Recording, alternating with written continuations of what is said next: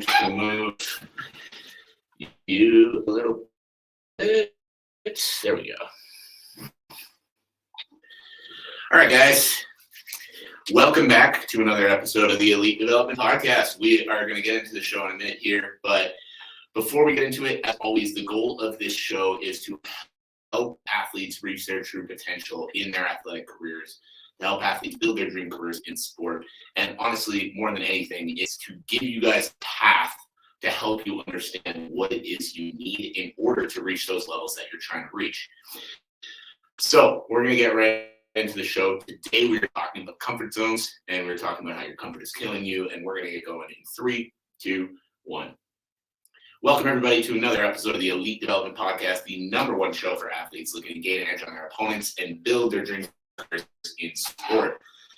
I'm your host, Dusseault, and today we are talking about how your comfort is killing you. And this one is something I've talked about a little bit before on this show, but I really want to touch on it because I see a lot of athletes struggle with this still. And I also feel like as I've done this for longer, my definition of staying in the comfort zone has changed up quite a bit as well. Because, in the beginning, I always kind of felt like staying in the comfort zone was just not working that hard, kind of just coasting through, staying under the radar, all that. And so, as long as you were working hard, you were getting uncomfortable. And if you're working hard, getting uncomfortable, you're going to start to see success. But I've realized over time that there's a lot more to it than just the hard work, just getting uncomfortable from that physical standpoint. What I want to talk about today is the different areas of your comfort zone and how you need to continually evolve if you actually want to see success in the sport. Now, when I talk about the different areas of the comfort zone, this is what I mean. When you compete at the highest possible level, when you go look at guys who are at the level you want to be at right now, these guys are constantly evolving. They're constantly learning new things. They're constantly making changes. They're constantly learning things outside of the sport itself that helps them continue to perform at a high level in the sport. One of my favorite examples of this is middleweight world champion in the UFC, Israel Adesanya. When you listen to this guy talk, every day he's taking on new challenges outside of the sport that teach him more when it comes to actually succeeding in the sport. Like, I remember coming into one of his last fights, he talked about how he was working with a breathing coach.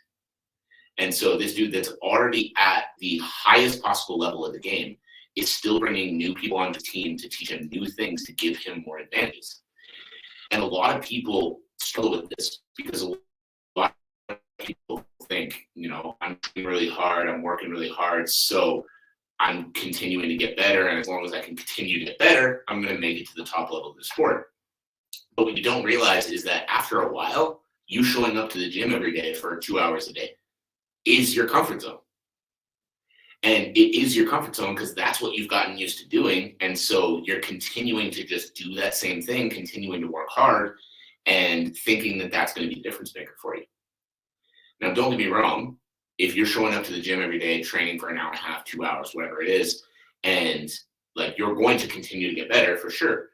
But the way that you continue to evolve is continue to look for other areas that you can evolve in.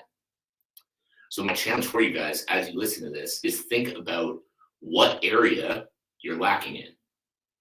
Think about if you've fallen into a little bit of a rut, if you've fallen into a position where, you're not doing as much as you can moving towards your goals, or you're working really hard, but maybe there's 1 or 2 things that you're not putting time into or not putting effort into that would help you reach new levels again.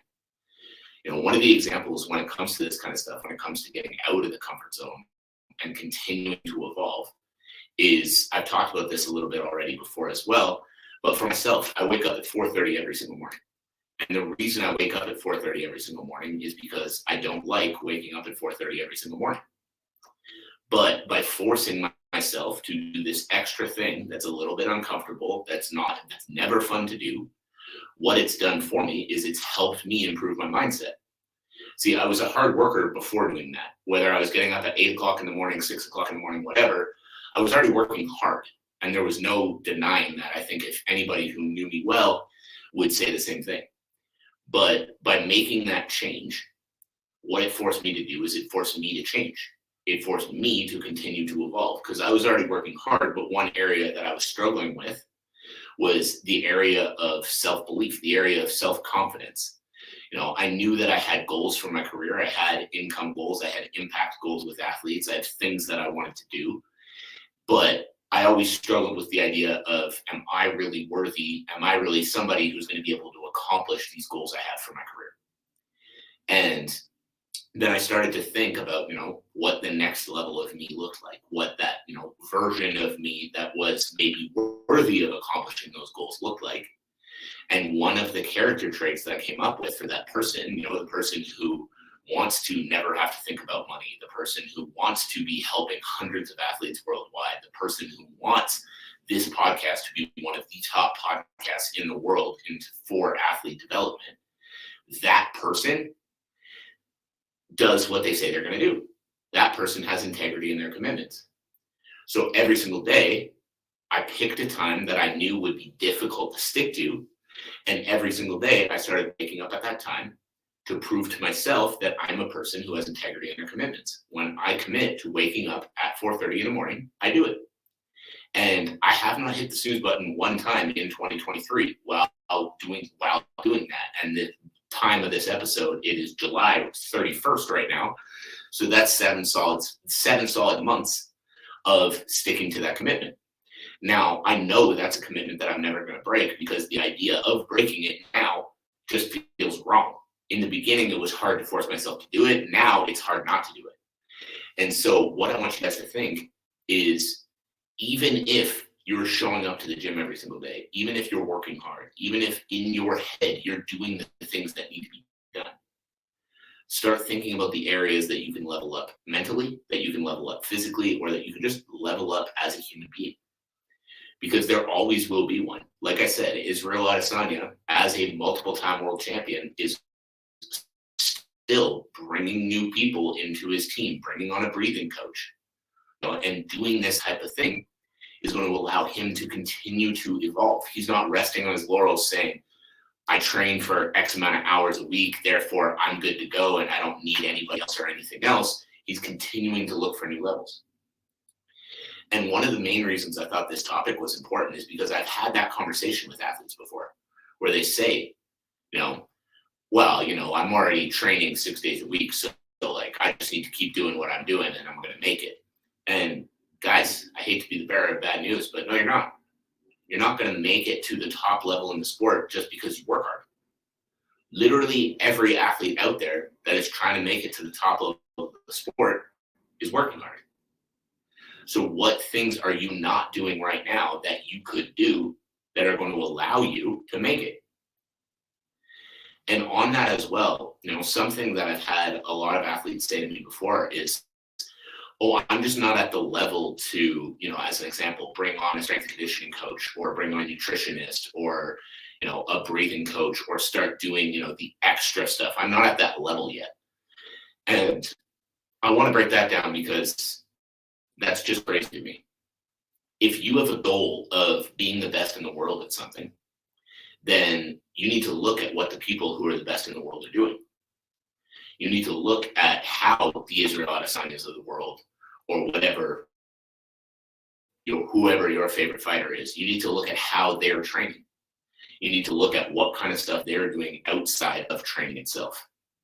And then obviously I understand this is their full-time job. It might not be your full-time job. Financially, they're probably in a little bit of a different place than you are. But even if you can't mimic it completely, your goal should be to be better than what they're doing right now. So even if you can't mimic it completely, because I understand you're working a full-time job, you can't spend 8 hours a day doing training-related stuff, but your goal should be getting as close to that as possible, as fast as possible.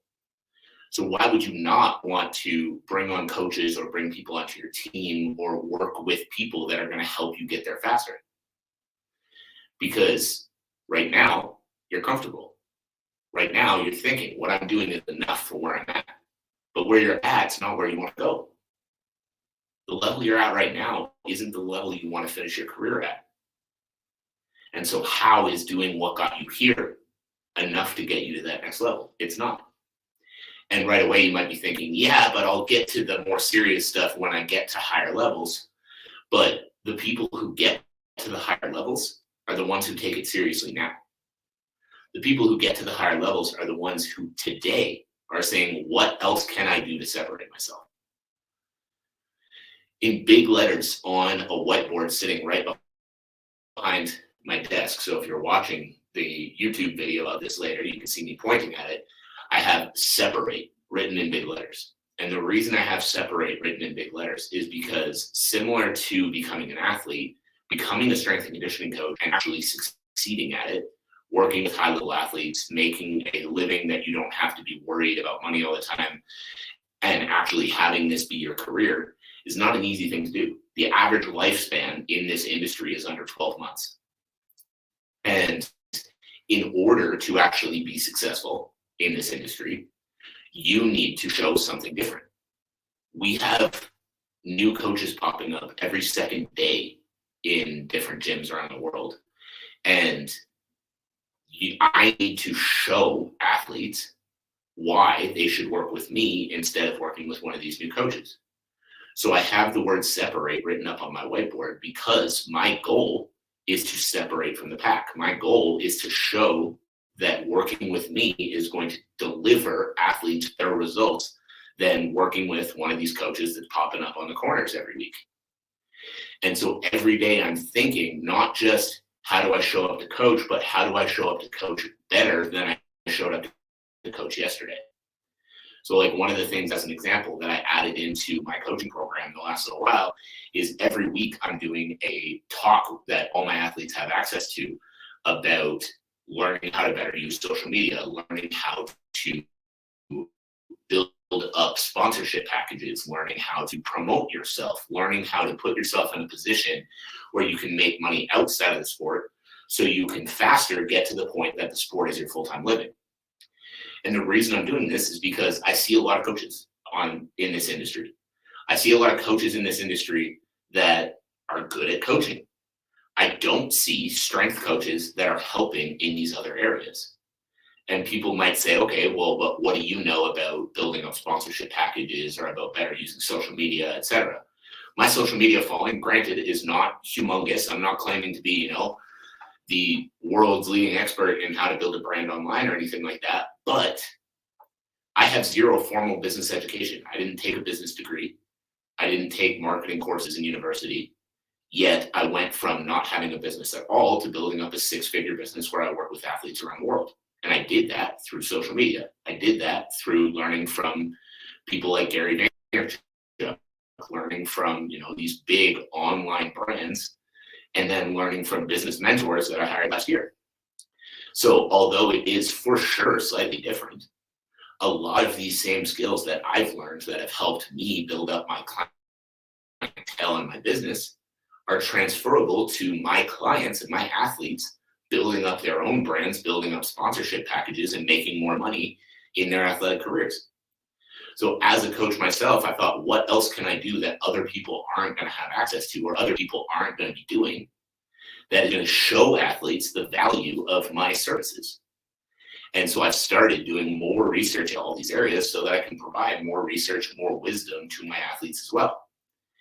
Now, as an athlete, you need to be doing the same thing, figuring out how you can separate, figuring out the things that other people aren't doing that you're willing to do that are going to allow you to move past them. Because everybody's working hard. Your work ethic, the fact that you show up to the gym every day, the fact that you don't miss training, isn't going to be the difference maker between you and the people who are actually serious. You might see a lot of people at your gym that skip training a couple times a week, but your goal is not to be the best one at your gym. Your goal is to be the top 1% in the world. So you need to do more than that. You need to seek out the next level of learning, the next level of education, the next level of development that your other people at your level don't have. And by saying, I'm going to wait until I'm at a higher level to do that, basically what you're saying is, I don't want the higher level that badly. But if you start doing these things now, if you start putting the work into your strength and conditioning, into your nutrition, into, your mental game, into all of these other areas today, then by the time you're ready to move up to higher levels, you're not just going to fit in, you're going to exceed the expectations at those higher levels too. So the moral of this whole thing that I want you guys to take away is the goal of training, the goal that you have for your career is to see success in the sport, whatever success looks like to you. The way you're going to see success is by looking for constant evolution, looking for the next way to level up, looking for the next thing that you can do that other people aren't doing, the next self-investment you can make that is going to help you move past the pack, help you move on from everybody else.